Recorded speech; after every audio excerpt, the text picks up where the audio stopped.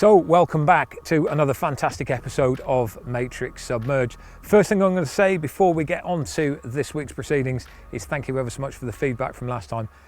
We thought it was brilliant. You guys did too. Wow, what can we say?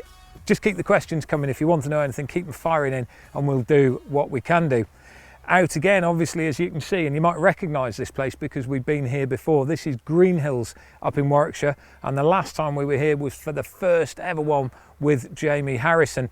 We were looking at the feeder then. I'm back, this time with a different Jamie. Of course, this is the one with a much better surname. Yes, it's Jamie Hughes, and we're going to be looking at bomb and pellet fishing.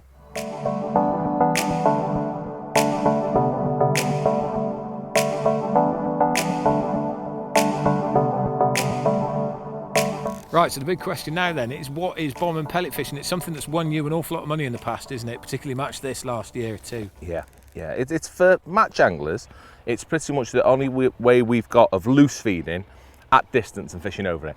I mean, in most situations, because the wind gets rid of a waggler on deck in most situations. So it's the only way we can fish on bottom over loose fed pellets or whatnot. It's actually a pretty simple method as well, isn't it? You know, it isn't really that complex in comparison with some of the other things. The setup is pretty straightforward, and you're literally just chucking out and feeding over the top of it. He says literally, because of course that's all he does. Just lob it out, reel him in, piece of cake. The hang of cells, it is. But I definitely feel that as match anglers, straight lead fishing, bomb fishing, whatever you want to refer to it as, I think it's where, without doubt, match fishing needs to improve the most. Out of all the methods, it's the one that can definitely evolve more than any others, touching on your carpy side. Well, as you know, I watch an awful lot of matches and I watch an awful lot of people using this method, and there's some things that immediately jump out to me in comparison with what we normally do. So, for example, I know commercial venues are very different to carp venues and features on the bottom, etc., etc.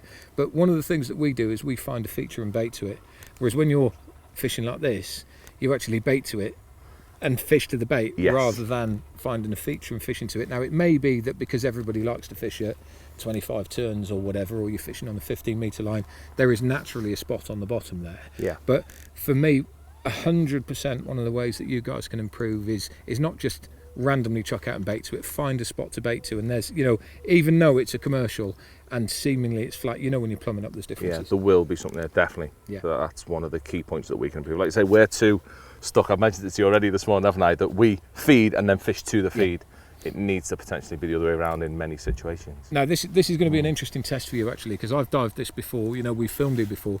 It is quite weedy, but there are a couple of spots that lend themselves quite well to what we're going to do, but you've got to find them, and you're going to have to be accurate with your feed as well, which actually is sort of what you would do when you're in a match situation, because you don't just want to fire your pellets all over the shop. No. You know, ideally they want to be going down the same hole or very close to it, don't they? Yes, they need to be. Grouping's a massive thing in this and keeping things as accurate.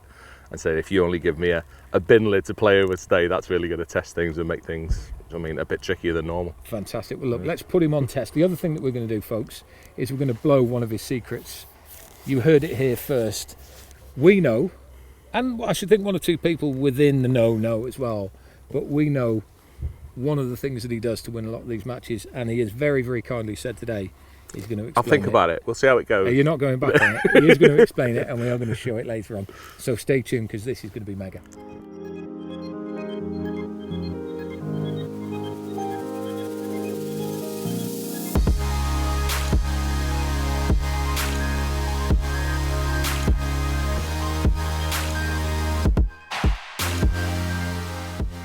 So bomb fishing for me, I'd say out of all the methods when it comes to coarse match sort of style fishing, it is without doubt probably the method that can be improved the most. I think as match anglers, we fish the bomb in not a bad way, but a very inefficient way. It can be made so much better by relating to many carp ways of ledgering to make sure we hook and catch more fish, you know what I mean? And that's hopefully what Rob's going to really help me out with today, although I might not tell you, I might keep that to myself.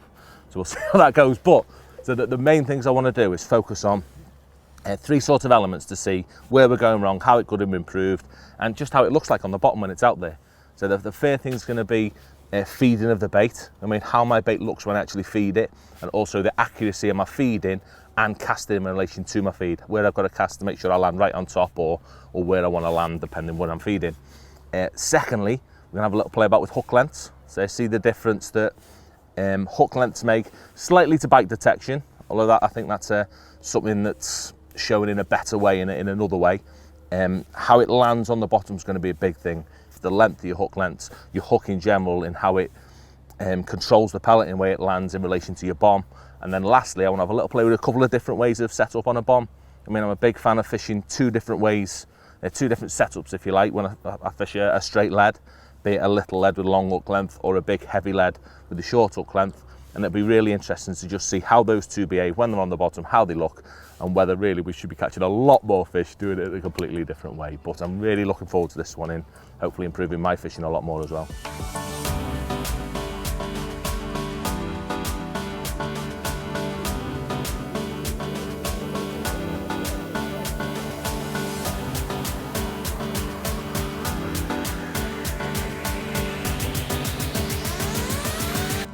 So first things up, we managed to find a spot. I mean, that was the first thing, to make sure we're fishing so where we can see what's going on, basically, so it's right. But it's interesting, while we do it, you just clock that we can really easily work out how deep it is, and we can sort of count the turns as well, or count the drop of the lead, which is something that's sort of never been done before. No one's paid attention to sort of, I understand that there's lots of different variables that dictate how your lead sinks, but in this case we can have a little play. So what I've got is I've got a couple of leads. I've got a 30 grammer, and I've got a, what's that one, a little Diddy 12.5 gram, which is what I'm going to use.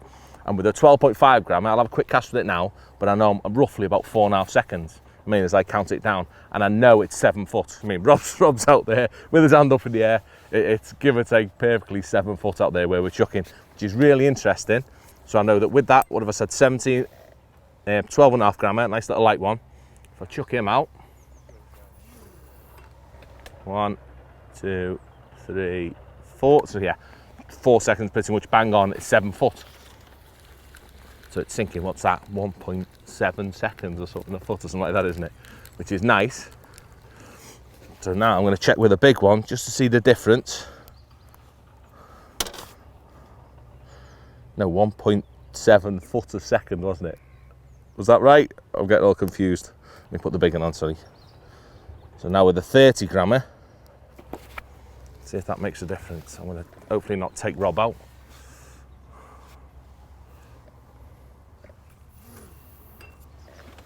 One, two, so 2 seconds, half the time, which is, what did I say the first one was? 12.5, so half the lead, half the time. So whether that's applicable or not, I don't know, but it's nice to see just how quickly them leads actually do sink, that when you're chucking that 30 gram lead, that you think it's a second a foot or 2 seconds a foot, whatever, a foot a second, who knows. In this case, it's sinking really, really quickly. It's potentially, the 30 gram is sinking about 3 foot a second as far as I'm concerned in this case. So something that's nice and interesting to learn from, and definitely something I'll be taking for my fishing, because I'd have thought that'd be, I mean, if I felt 2 seconds, I'd be saying, oh, it's about 2 or 3 foot there. It's not, it's 7 foot. So these leads really, really do sink quick when you've got a big lump of lead on the bottom to find out what the depth is. Can I ask a question? Yes.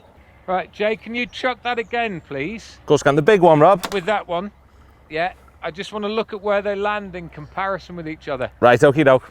Let me cast them both again so I pay attention. Exactly as you would do. Right. So this is the big one coming. And that landed just off camera. That landed there. Didn't feel as nice, that landing, as well as my lighter one did. It felt softer. Right, stick the other lead on. And what I'm just checking is, when I chuck the bigger lead out, just to do that depth test, I noticed that it landed about 2 foot further than the other one. So I'm just thinking that because it's a heavy lead, when he's hitting this clip, is the rod pulling forwards a little bit further, because it's landing a little bit further out than nice. Next one. The other one. So here's the light one now. So the camera's in the same place. Yeah. Did that hit the clip? Just, yeah. Oh, it hit the clip, yeah. Yeah, hit the clip, fine. So do you think you cast the same on those two? No, this one, the first one definitely pulled further, just the way it trajectory through the water almost. How much further? 2 foot. Yeah, 2 to 3 foot, I would say. Was it that much? So that has a bearing. If you're fishing on a tight spot, just have a think about it, because the big lead is pulling you further over. You're either dropping your rod or the rod's compressing, and when it hits the clip. Yeah, in most lead fishing situations as well, I wouldn't be clipping up, so visually, they're in the same spot to me. Yeah, yeah. But yeah. they say they're not, they're going well do past. it again. Do it again with the little one, and then do it again with the big one, so I can see if I can get the shot again. Okie dokie. Right, so I'm just going to step back a little bit now. So this is the small one coming in. So you can see where that one landed. Nice bit of bubbles on the top.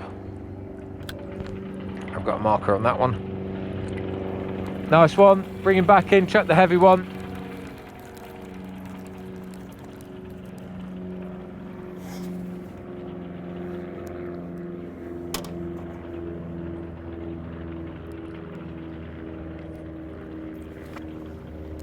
So this is the heavy one coming in now.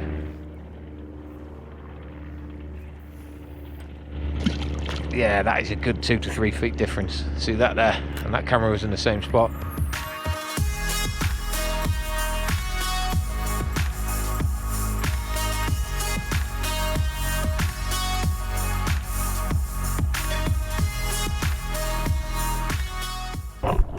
Right, well Jamie's just about to fire some pellets out now. And we'll have a look at how accurate he is. So, here he goes. There he is over there, look. And he reckons it's going to be where? All within 30 centimetres square. No, probably 2 metres square. I'd love to see that. Pike's having a go. Right, let's have a look. 2 metres square. Fire away. That's what then. I'm hoping for.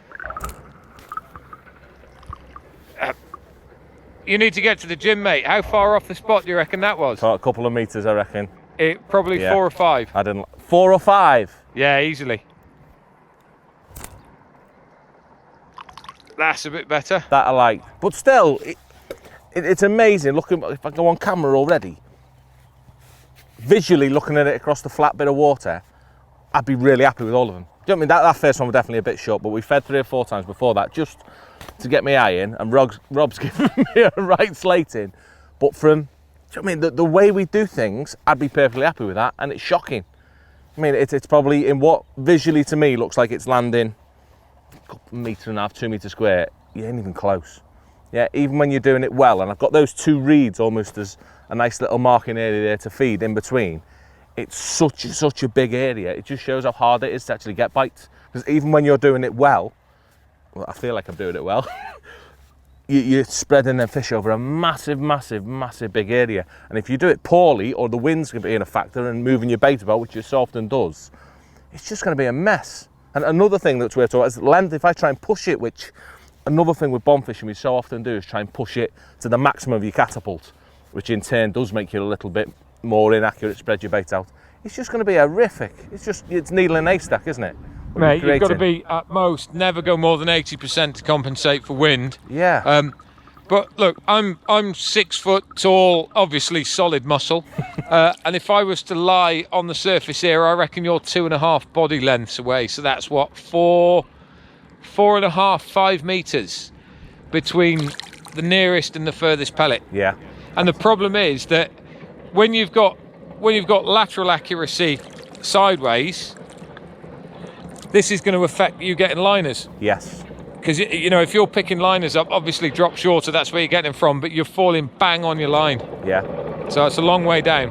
It's such a big spread. And go on, fire a few more out. You know where your spot is. Let's have a look, and I'll go down and have a look and see what's on the deck. Okey-doke.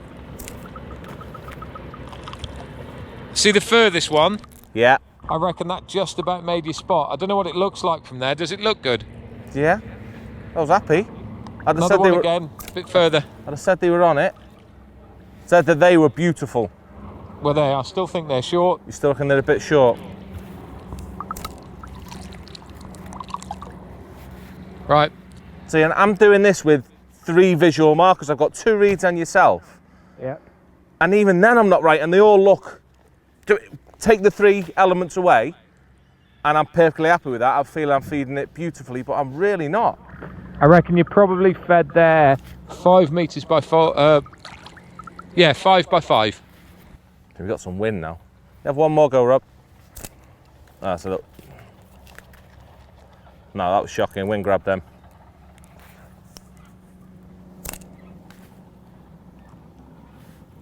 Yeah. So now I'm level on that reed, but you won't even see that. There'll just be nothing on the bottom. And I'd feel like I'd fed a lot of bait now as well. I feel I've probably fed what? 150 pellets, you reckon? Yeah, I reckon I have, haven't I? 10 feeds, 15 feeds, 10 pellets to go. Yeah, somewhere between 100 and 150 pellets, which is what? A lot more than that spread out. And I bet you don't even see a flipping pellet down there, because it's over 5 metres. I do that so often when I'm coaching, throw some bait just to show you out the spaces, and that's within a metre square.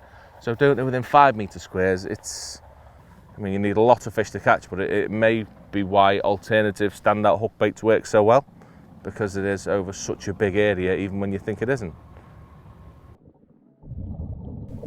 Looking at the spot, we can see a few pellets have landed on the clear area. With Jamie estimating that he's fed about 150 pellets, we can only see around 10 pellets currently on the clear patch, with a few scattered around the area too. This is a small area of around 3 feet, but it's a good indicator of just how much a bait can spread when fed through a catapult.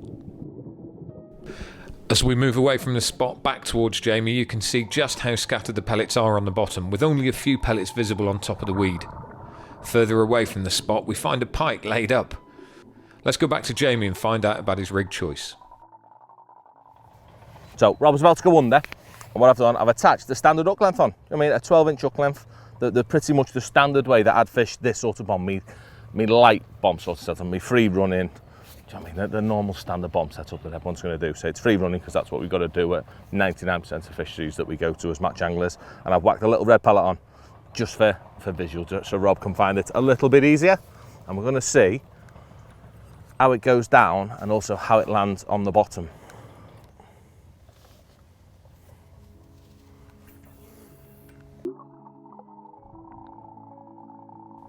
As you can see here, Jamie's first cast lands perfectly on the spot. The hook bait, however, gets caught in the weed at the back of Jamie's spot, something that wouldn't be a problem on most commercial fisheries though. You can see just how much the red pellet hook bait stands out against the fine green weed. Same again. Can you do it 6 inches shorter and 6 inches that way? Yeah, literally just, you could go up to about a foot that way. Oh, that might have been in the muck, I don't know. We don't have these aggro, do we, when we go to our commercials? These carp anglers need to put more fish in the lake, it'll sort this weed right out.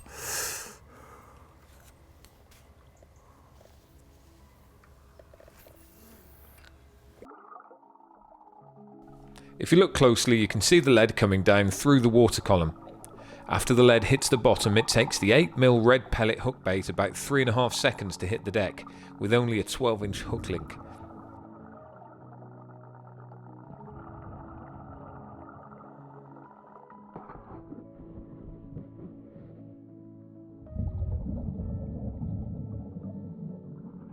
What we really should note here is just how accurate Jamie's casting is. We asked for 6 inches back, 6 inches left, and that's pretty much exactly where the lead's landed.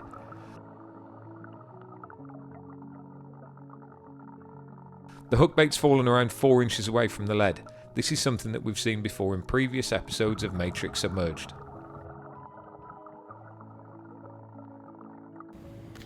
So we just had a quick go with the red pellet. I think Rob's just filmed how it's descended once the lead's hit the bottom. So now I've had a quick swap, and I've gone to pretty much the same pellets that we're chucking out there, that we're feeding a match of the hatch, just to see if there's any difference. So we've still got that 12-inch hook length on, the standard bomb sort of hook length, just to see how that bait's coming in. So where's my spot? Where did he want me? He wanted me there. I think that's just off, but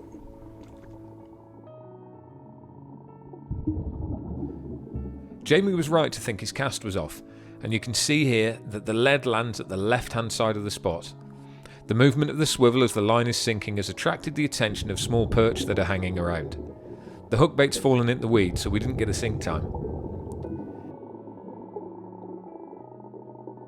yeah, it must be less than a second, mustn't it? I'd expect it to be less than a second, the way that once your lead's gone down, how it lands, but I don't know, maybe not. Here I've picked the hook bait up from the weed to get a guide on how long the match the hatch hook bait takes to sink. You can clearly see just how much the pellet stops when the lead impacts on the bottom. The pellet takes around 2.5 seconds to sink. Let's get Jamie to have another cast and see what happens.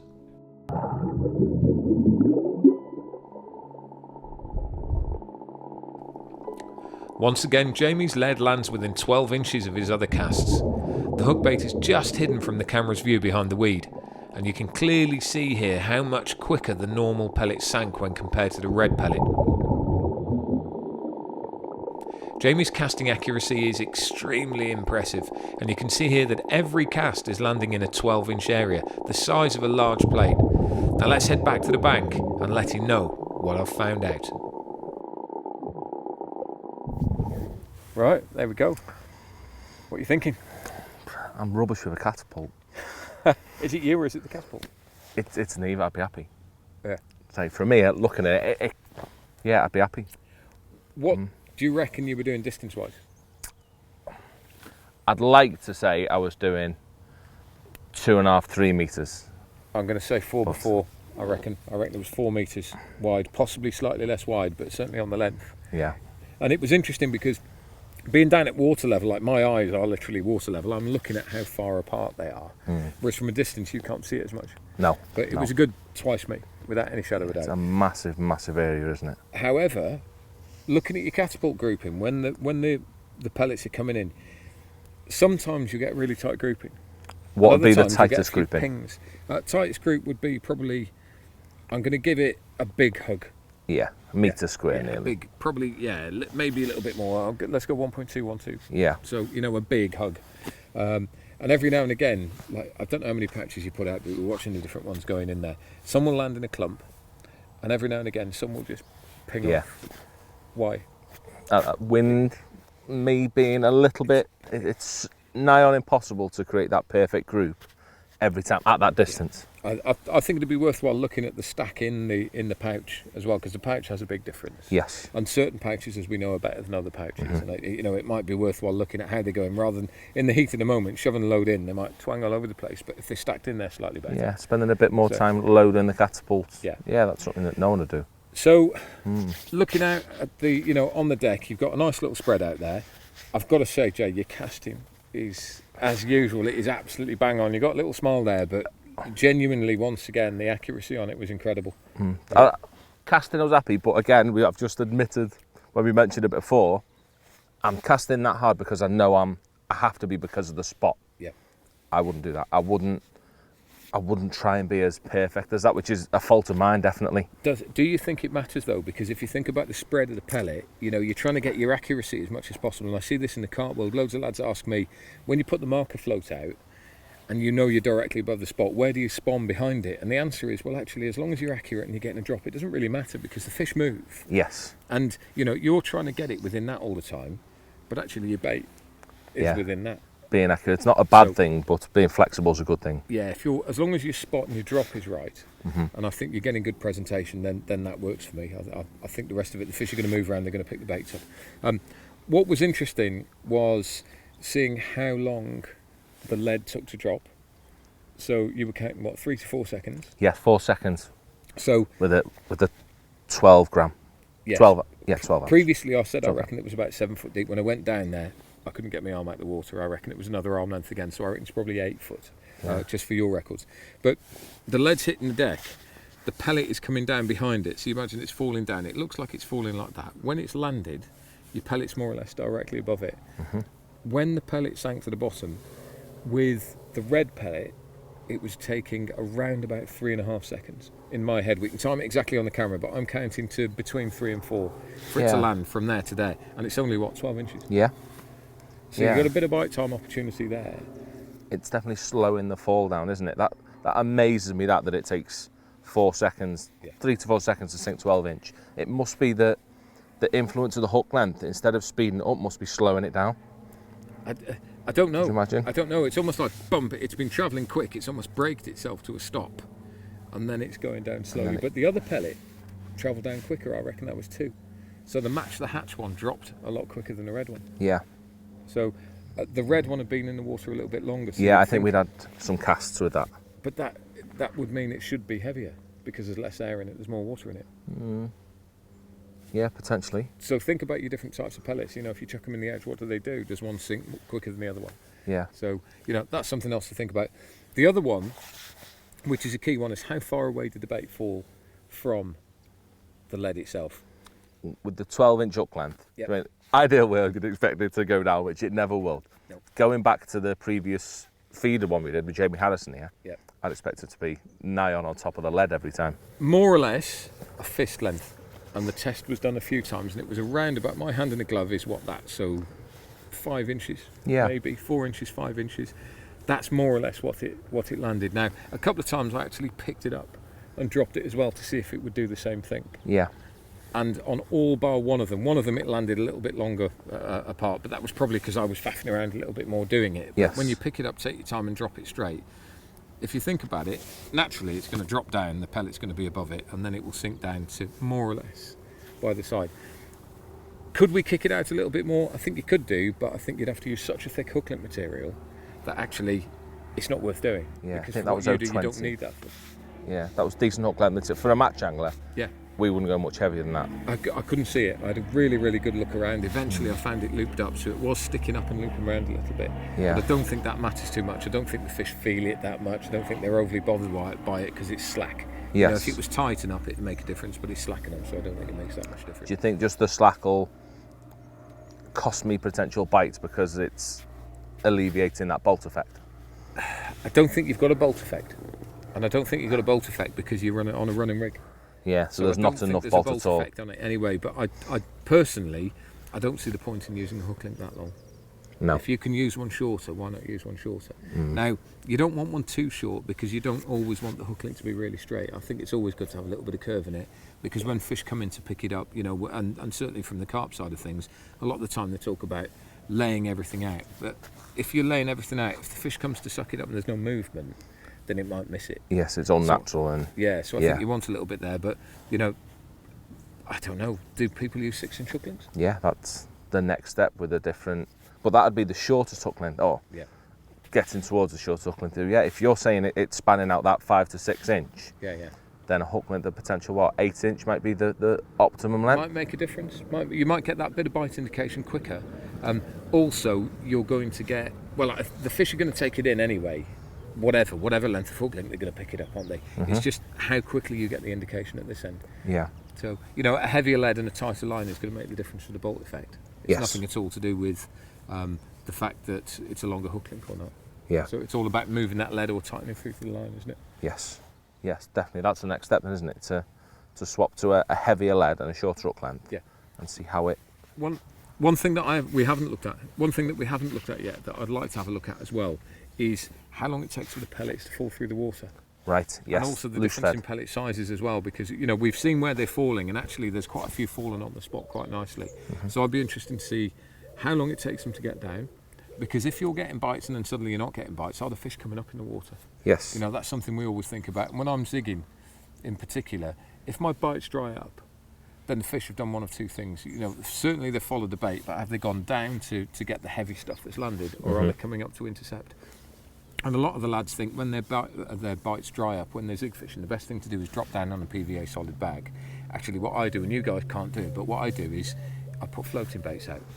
Right. And in the next spot, if I put surface baits out, you'll see whether or not the fish have come up or gone down.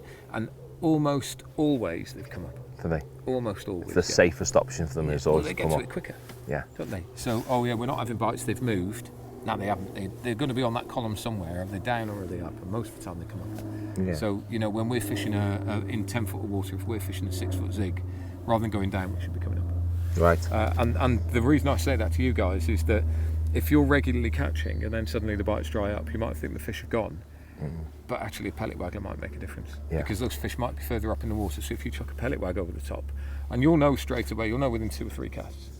And you know what it's like, half the time you can see them swirling anyway. But if they're swirling a foot or 2 foot below the surface, you're not necessarily going to see that indication. It's only when they're right on the top that you're seeing it. Yeah, So, this would be a perfect example as well. An 8 foot, Yeah. there's a lot of water between visual Yeah. on the top and bites on the bottom where they could get lost, and it'll be nice to see how long it takes for them pellets to pass through that area. you imagine if it takes 6 seconds to get down, well, it's going to be longer than that because we know the pellet takes 4 seconds just to do the last foot.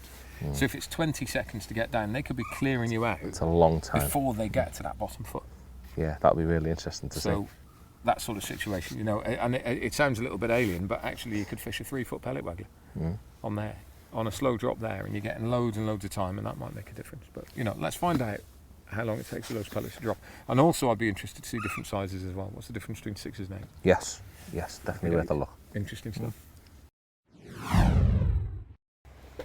So I've had a quick change, and I'm on my next sort of, the way I'd set up it, was very positive. And for me, hopefully we'll touch on this in a bit, but this is the way I'd fish if I was fishing over a lovely, lovely hard bottom, which is what we've got in this case. I'm not a big fan of fishing this over silt, which we get in many commercials, because I don't think it presents it right. But this would be me bolt effect sort of rig that I'd use in many, many situations at hayfield, laft, wherever else, where I've still got to have an inline lead, but I can get a really short hook length just to try and get a hook themselves when they're being a pain. I mean, this would be the next rig that I revert to, but it's really interesting. So in that case, I've got a 6-inch hook length on, and it's going to be interesting just to see if the 12-inch was kicking away 6-inch. Is that sort of the way it goes all the time, or is this going to land right on top? I'd imagine it's going to land within 2 or 3 inches of it, but you never know. It's worth having a look at just to see if this is creating the same form of presentation, but it has that benefit of being able to hook itself on the lead a lot quicker than the little light 12-inch hook length would have. So we'll have a chuck of this and see if it's any better. Where are we going? That was me mark. Right, I'm on it.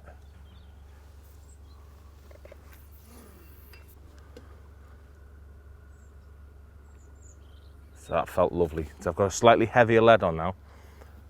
So from chucking about at the start, I'm just going to hit my clip a little bit further back, or hold my rod a little bit further back to make sure it lands on that little tiny spot. Not something I'd do if we had a normal bottom without any debris or a little hole to chuck in.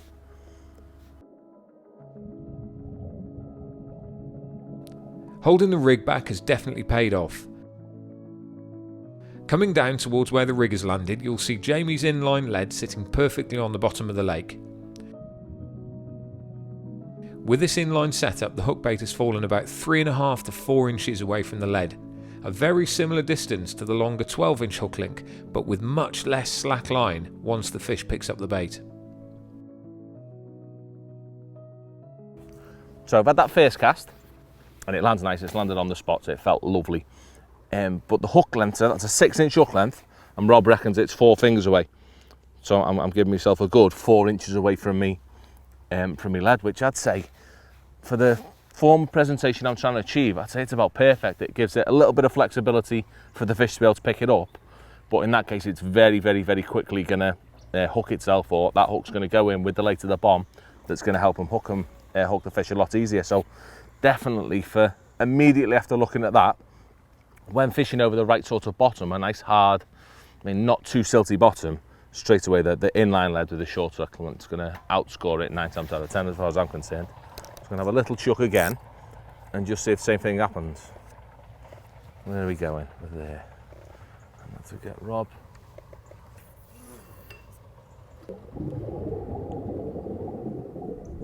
Yeah, I'm dead happy with that.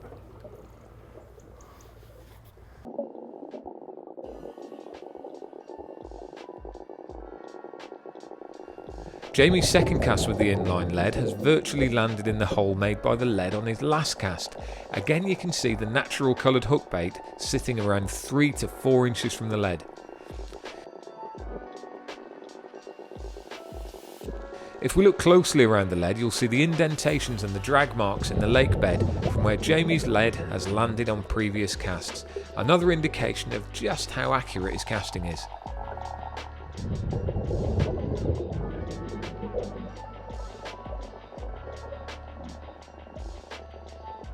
So last thing I want to have checked, that's a couple of casts with the inline one again now. This time, for the first time, I want to tighten up to it. I'm going to set my rod as best I can, how I'd set it waiting for a bite, just to see if I move that lead, if I drag it at all once it's been set, and whether I change the presentation by setting my rig. So let's try and get it back in. Where are we going?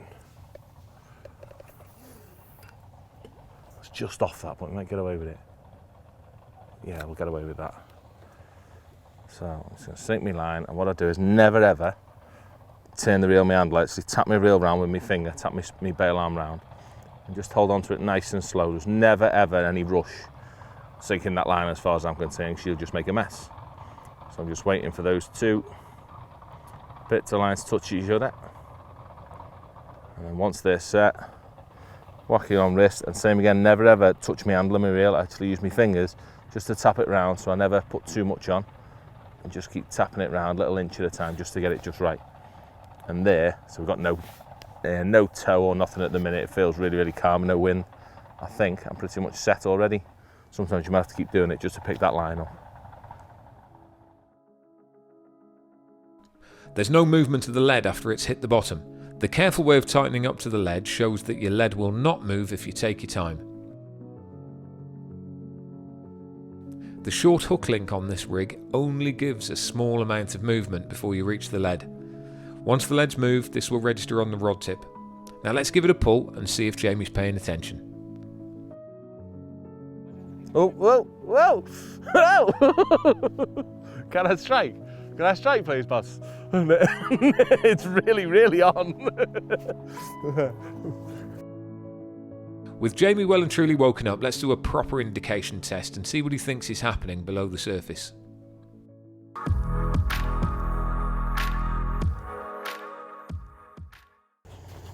So just have a little look. So this is with the bolt accentuated rig, that short hook length. And I'm going to let Rob know when I'd strike or when I'd lift up.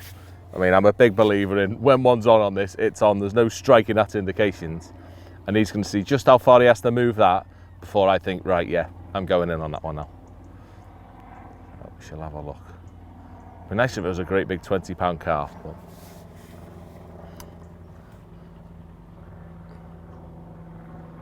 so I'll lift up just so Rob knows I've lifted. See, something's happening there. He's having a little tweak of something. So I wouldn't strike at them, not a chance. Because it's constant now, that'd be one of them big clever ones as far as I'm concerned that keeps, I'd lift up now. I mean, that's just like one's picked it up and it's almost wobbling that lead. That's what I'd be thinking. Now it's dropped back, I'd definitely lift up on that now. So he's dropped right back on that. I mean, all the time you know that there's one on, that it's constant movements. But there's no, I don't believe he's pulled it a distance yet because it hasn't gone right round. I really want to strike. There's a Rob on the end though. So I'd say he's moving it. Probably moving the lead 2 or 3 inches either way, and then obviously that's a big pickup now. See if we let him know. That was a proper, I imagine he's pulled it a good 6 inches, 10 inches, really gone for it then. But yeah, with them bigger leads, I think you see things very, very quickly what's going on. What was happening? I'd like to think. I've said, I think you picked the lead up and you were moving it to and fro, probably 2 inches either way. Yeah. Quite often you've slackened quite a lot off. Yeah. Same again the other way. It's as if one had picked it up and it was trying to get rid of it. Right. And then finally you've given a pull. Excellent. That's not far off. Is it? That's what we're going on? Apart from the 2 inches, is probably 12 to 18 inches. What the? Just Coming the back movement? towards you was about a foot, and then kiting sideways about a foot, foot and a half. So the sideways movements are nothing to me. It's crazy. Are they not? Yeah, barely, like I'd say inches rather than... Was it really? Yeah. Yeah, I'd said it was one that picked it up and it was nodding his head. So just a slow swing It rather must than... have a big head, the amount it was nodding. See this one here, Rob? What? Right in between us now, there's one. Well, it's really interesting seeing carp underwater. They're always incredibly inquisitive. Whenever I go below the surface, the first fish that comes up to me are the perch, but carp are amazingly inquisitive. They'll come up, have a look, disappear, come back again, and some of them will swim right up to the camera. Genuinely, they're normally not afraid of me at all.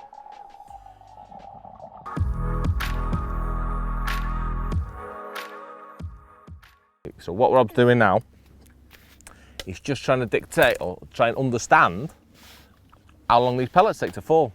So I'm constantly feeding them some 8 mils just so we can hopefully zoom in on a group of them going in and try and work out. So he'll have a timer on his GoPro. He's going to work out pretty much exactly what they take to sink the 8 foot of depth that we think we've got there.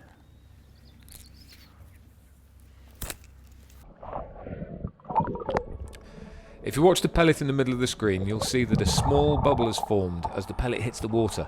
This is quite a common occurrence, and I've seen it before.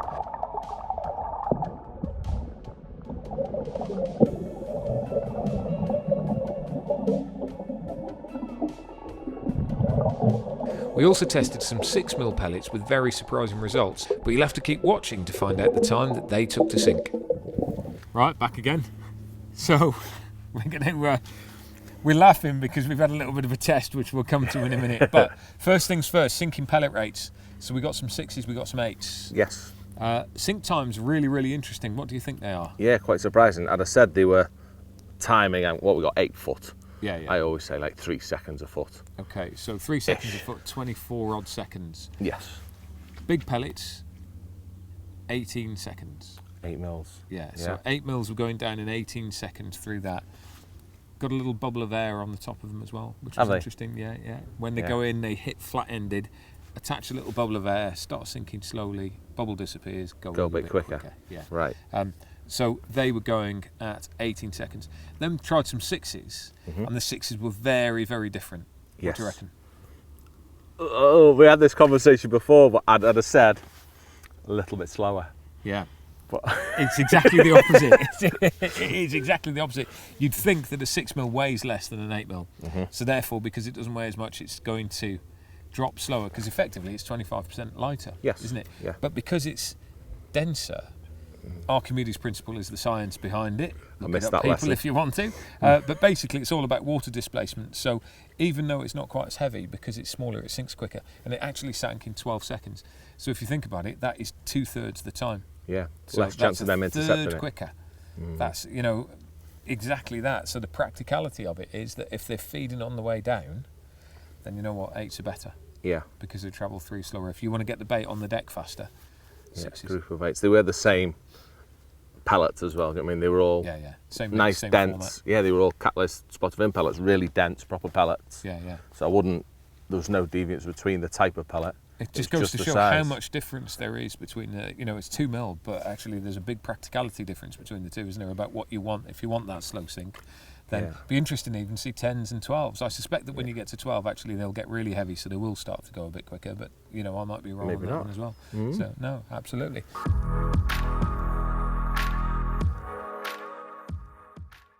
So, when I'm feeding with the bomb, what it's all about is, for me, is keeping them on the bottom. Yeah, the last thing I want to do is ping all the time and get them to come off. So my normal feeding regime, routine, whatever you want to call it, is I literally feed my bait, my big hit, 1 or 2 pouches of bait, depending on how much you want to feed. And then shortly after, I want to throw my bait in, or chuck my lead in, and get it to land just on top of them pellets. In the ideal world, my bait would be landing just after they would. So I'd be attracting the fishing with my bait, and then I'd be putting my rig right on the dance floor with a bit of luck. So hopefully I'm going to have a little play now. I've got 8 foot of water out there, which is very regular sort of depth I'm going to be casting this in. I'm going to see if I can feed me bait and then put my bait in just after, or I'm going to make a right mess of it. Let's see what happens. So, I'm going to feed quite a bit, just to make it nice and visual. I'm going to get my pouch of pellets. I'm going to put that right on the spot, hopefully. Yeah, I'm happy with that. Right, 1, 3...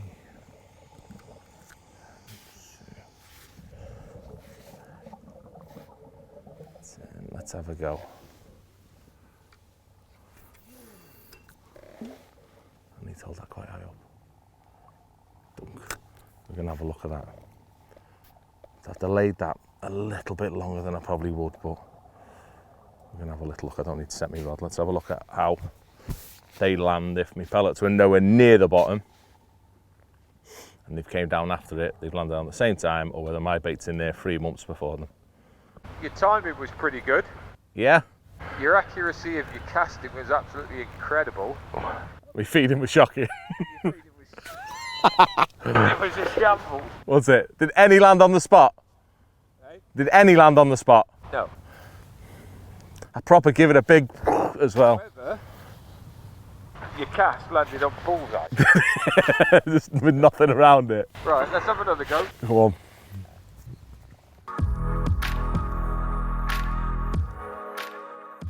So, attempt number 1, and I was useless. Although I'm perfectly happy with how my bait went in, it was nowhere near my spot. I mean, how far Rob's gone under now, so I'm not sure how far away it was. I'd imagine it was short. Yeah, but crazy. I'd have been so happy with how that went in. So, thinking I'd gone in just right. So, with Rob gone down again, take 2, and I'm just going to feed them a little bit further this time. So I think I'm dropping just short of me spot, I think. So I've got me lead ready to go again. I think Rob's down. Let's try and feed them again. Yeah, let's have a go at that. I don't think many went on it. I'm only looking at 4 or 5 that went on the spot.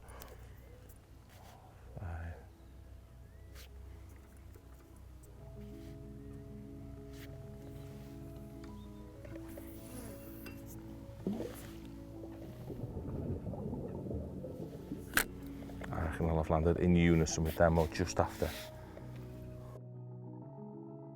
Another cast bang on the money, but there's no pellets landing on the spot. Let's go back and break the bad news. Better? How did that look?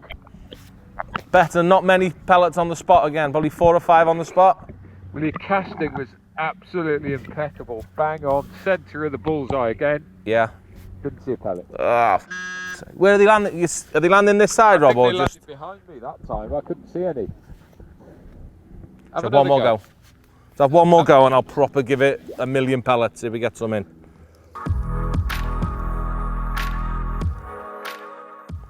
Right, take 3.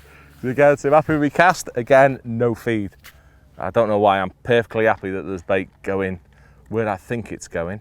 So this time I'm going to give them lots just to give Rob something to see. I'm going just there. I don't think it's gone far enough. I'm just going to guess it this time and hope it's gone. I think my bait's landing short.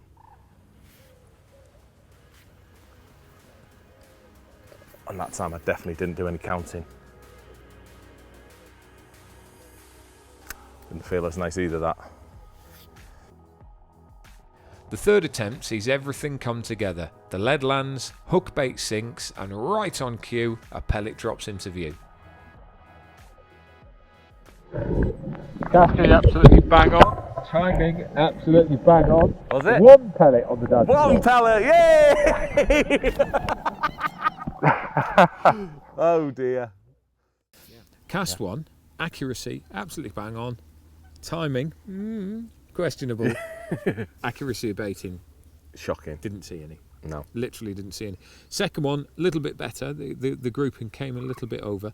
What did it look like from the bank? Because I don't get to see it. I felt I was short, but I'd have thought like, oh, they're about a foot short. A few of them will land on. Yeah, but yeah. in reality, they're probably 2 meters short. Possibly so, because my line of vision is probably what I can see there. Yeah. And I just couldn't see anything at all. So if they land behind me, obviously it could be really close. But if it's just behind my head, I can't see it. But if it's outside of that, then I'm, just can't see it. The third one, bang on. I've got to say, I don't know what you were doing, how you were counting your time against your bait and then your cast. But literally, on the last one, it was only 1 pellet that landed very, very close to it. I mean, very close like that. But yeah. The grouping was close enough. But literally, I heard it. And then there's like a 10-second gap, and I can see them coming down thinking any minute, any minute, any minute. And then you hear the plop of the lead overtakes them, landed, and literally the 1 pellet was falling almost at exactly the same speed as the one. As the other pellet. So whatever you did on the I third gave it cast, about 10 seconds. 10 seconds, so that's it. That's the key then, which is quite nice actually, isn't it? Cast, right, get ready, don't be too quick. Just enough time to get sorted, yeah. Yeah, and sometimes there's a bit of a rush, isn't there? I know when I'm pellet wag feeding, I'm sort of, you want to cast and then get it straight on top of it almost, just to make sure that you're in that drop. Yeah, within the feed. Yeah. I think with the bomb you want it just behind, because not so much if you're fishing one spot, but certain venues that you fish multiple spots and you might feed, cast over it, fish that out, and then feed somewhere else and cast over it. Then it's important to give it time to hit the bottom and cast over it. How many times do you get a bite actually on the drop or on the hang, or are you getting them as soon as they've hit the bottom, or is it just a case of it's down there, so no problem? On days, definitely it can happen. Just on the mix? Yeah, quite regularly you can get a pull as you're sinking your line when they're feeding. Yeah. And so if you can get your timing right, so it'll definitely improve you. I think that, if they're on it and they're close enough, then the visibility thing of it moving is a good thing, isn't it? Because if they, and that's why I think the red ones are even better than the normal match the hatch style, because they stand out a little bit more because they're darker and they're silhouetted. So, when you're watching this, guys, when you look down, the water looks absolutely crystal clear, but have a look at the bits where I'm looking across water and you'll see that the colour's very, very different. It's sort of a greeny blue colour, but also anything that's dark stands out in that. Whereas on the bottom, obviously, you've got something that you can silhouette against, not silhouette against, but something that you can see against. Whereas when it's in the water, it's silhouetting. So on the drop, a darker pellet like a red one is much better than a natural. Yeah, they've got more chance of clocking it on the way in. Absolutely. And then eating it on the bottom. Yeah, they can make it out a lot quicker. Yeah, double the attraction sort of, isn't it? Fantastic. Well, yeah, there we go. Hopefully you've learned a few things from that. Certainly we have. It's been a real eye-opener. And it's also confirmed some of the things that we knew. Now, a little bit earlier on, you remember that I spoke to you about a little secret edge that Jamie has got. Well, we can blow this now. Jay? Do we have to? Yes, we do. Promise is a promise. No. Just tell them exactly what it is. It is. I've been a big fan, and definitely in May, but not something I can take credit for. It was one of me mates that lent me into this one, but using expanders on the bomb. It is a massive, massive edge for me that it saves them messing about of trying to prepare pellets to look like they've been in the water for a long time or whatever. So by using double pumped expanders, they've been prepared the night before, so they're nice and tough. So for me, it's been probably, it's the bait I have most confidence in when I'm fishing a bomb, just because I seem to get more bites on it. Whether it makes any difference, the way it's presented, the way it goes in, who knows what, I don't know, but for me, this has been my mega edge. Well, we're going to find out. You know, who are we to question this man? I've said this before when we've been out doing different things with him. Whatever he does works. So I'm not going to try and second guess why it's good. Let's just go out and have a look at it because it obviously works. So rig back on, out in the water. This is what Jamie's edge looks like below the surface. For me, when I'm fishing a bomb, a massive, massive big advantage. Not something I've come up with myself. I owe that to one of my little mates. But fishing an expander on the bomb is just unbelievable. It's been a massive advantage for me. And today we get to see why it may potentially be a little bit better. So I've got two 8mm expanders on that have been pumped and they sink lovely, and we're going to try and put them right on spot. Where am I going? It'll be just interesting to see.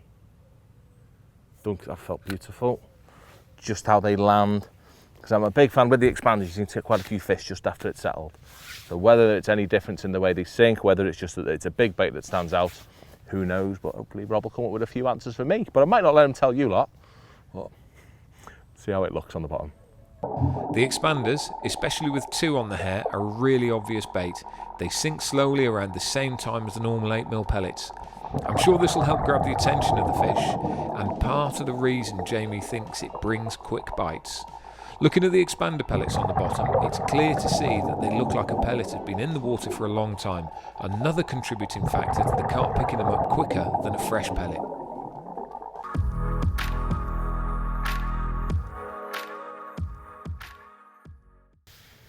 So definitely, while we're out here bomb fishing, the last thing I want to do is go home without having a little go with a big load of bread on the end, just to see how it looks. I mean, we've got the perfect environment to have a look at how it pops up, whether it doesn't pop up at all, just how the rigs look in general, where we're chucking that big lump of bread out there that we do so often in the winter when we're all convinced it's going to go round, when often I think it's not doing what I think we think it's doing.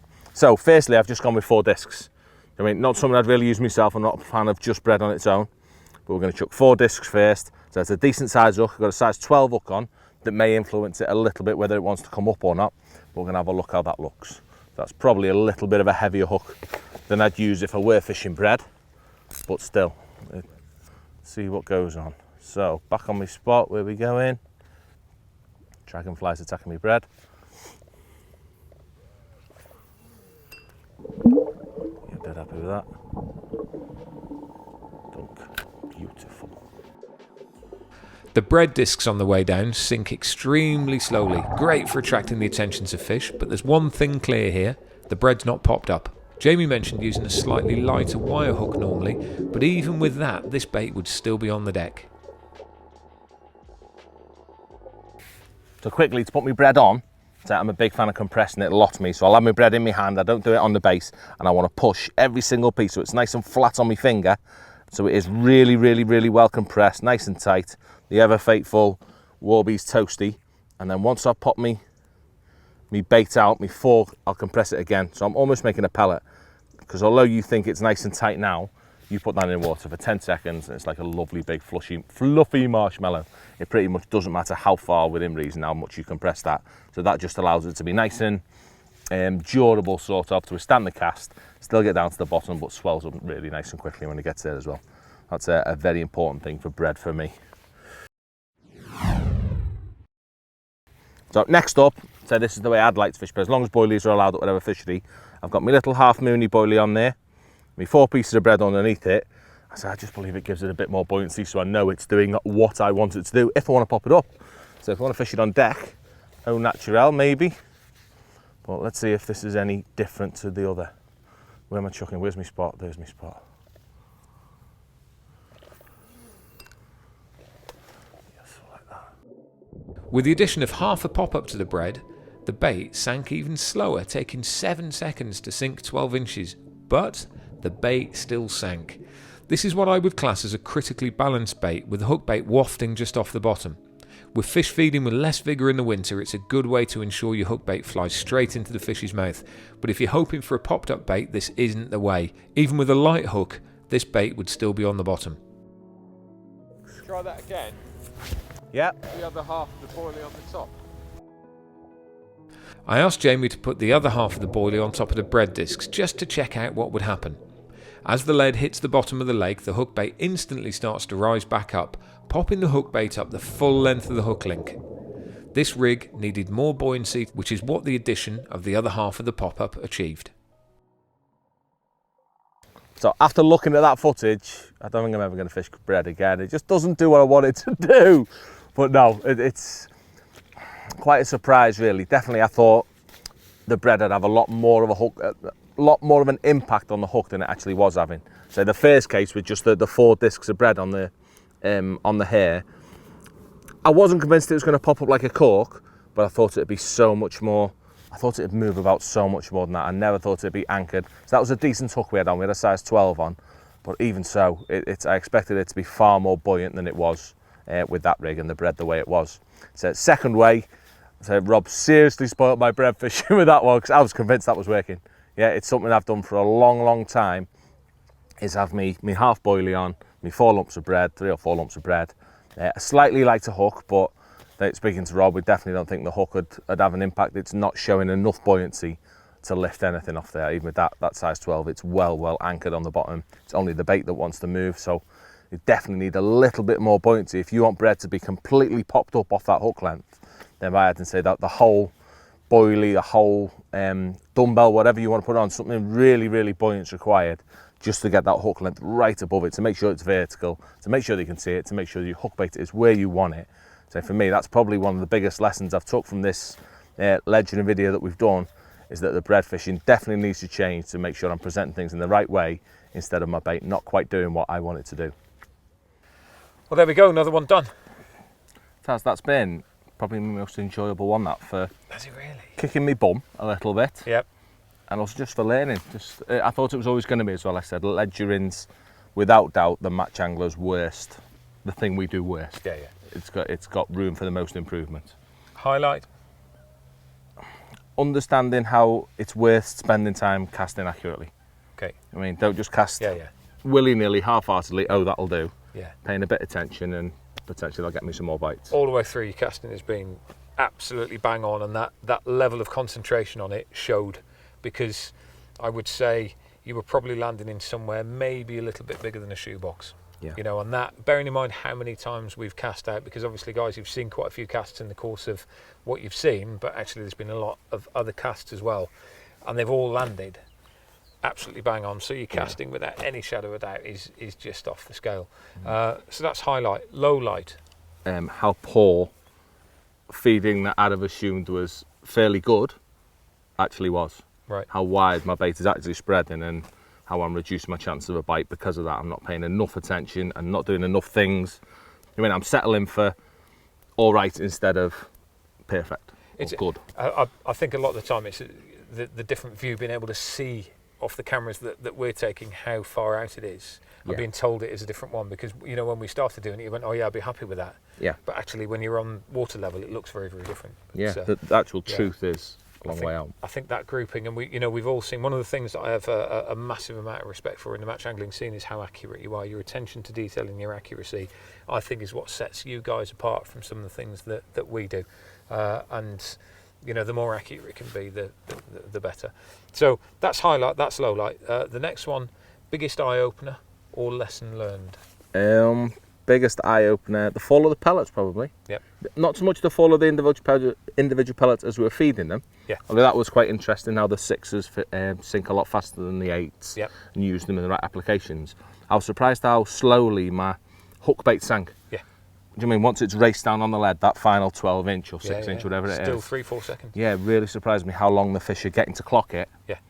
I mean, and actually see it, which for me, that means I've got to spend or concentrate more on when I first cast in. Yeah. Pay attention to it, because that's when your bite potentially comes. That's when it looks its best. There's almost that opportunity that you really pay attention for the first 15 seconds.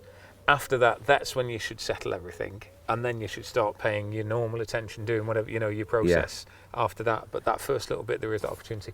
For me, the biggest eye-opener, I've got to say, was the bread.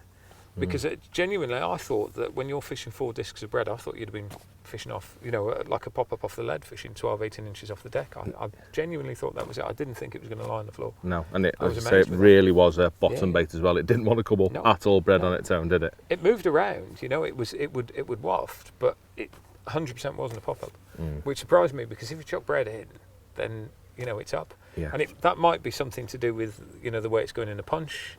It could be all sorts, but no, it sunk. Yeah. Big surprise. Definitely something to take into winter. And speaking of something to take into, what we need is more questions from you guys. So we're out again all the time. Next year we've got loads and loads planned. Don't forget to follow us on social media, on Facebook, on YouTube. Loads and loads of stuff. If you've got any questions, fire them over. But also, if you've got anything that you'd like me, Jay, or whoever to look at, do let us know, because we love doing it, don't we, mate? It's a real eye-opener for us. So, the more you guys can send in, the more information we can get for you.